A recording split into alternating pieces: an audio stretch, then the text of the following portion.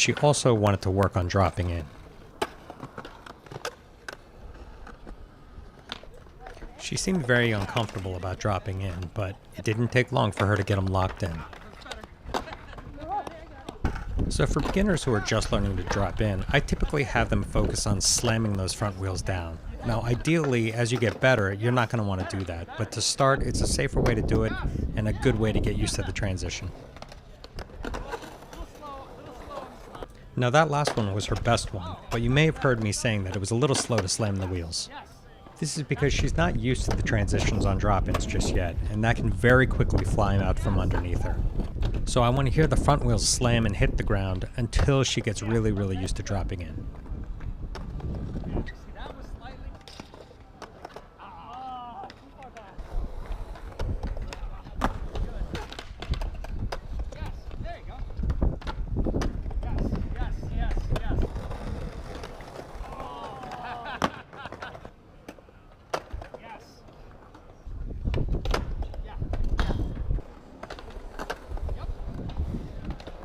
And at this point, I'm barely holding on to her.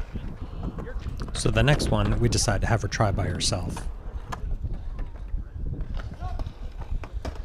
It's the dreaded changing of your mind halfway through. So I gave her that psychological safety for a few more.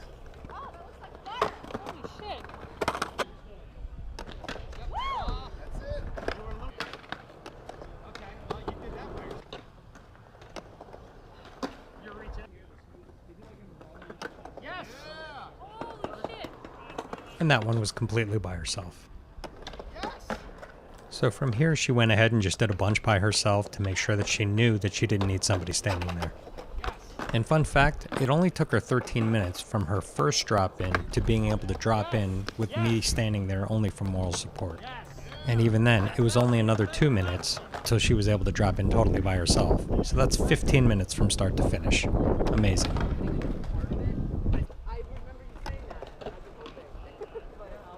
Allison is starting us off here, trying to learn how to drop in.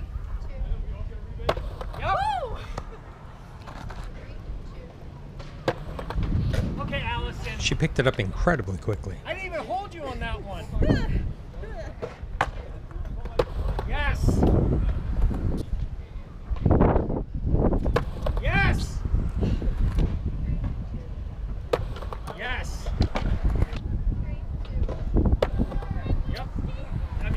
If you're learning to drop in, please don't think this is normal. You got it!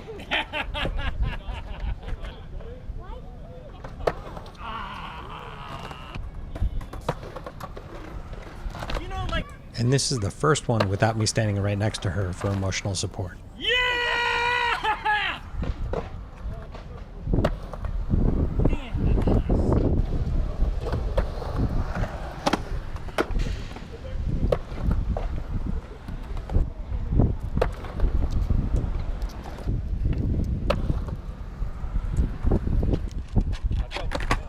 Yes, Allison.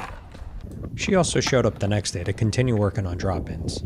Surprisingly, she said this one is actually a little scarier than the one at Veterans.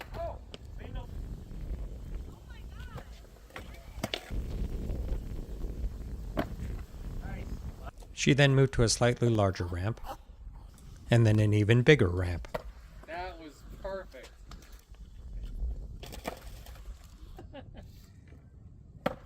Yeah. Sam is up next, also learning how to drop in.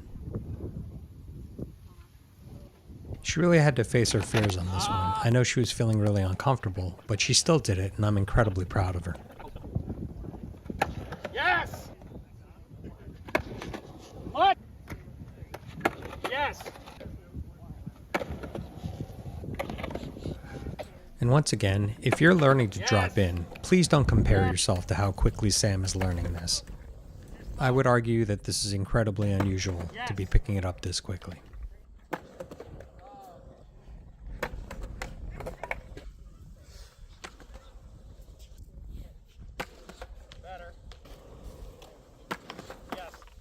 Now while these are really well done, there is still some tweaking that needs to happen.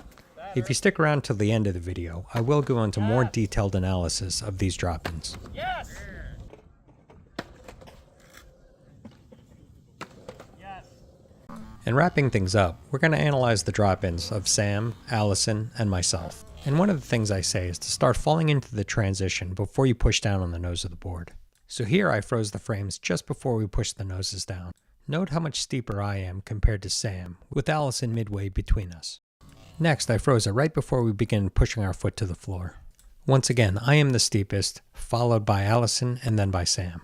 We each traveled about 8 degrees, but I have the least amount of distance to travel to get my front wheels down. So the faster you get the wheels down, the safer it is for beginners. And as you get more experience, you want to go a little slower to maximize speed. These numbers are in hundredths of a second. So I hope you got something out of this, and thank you for joining us, and we hope to see you at a future session.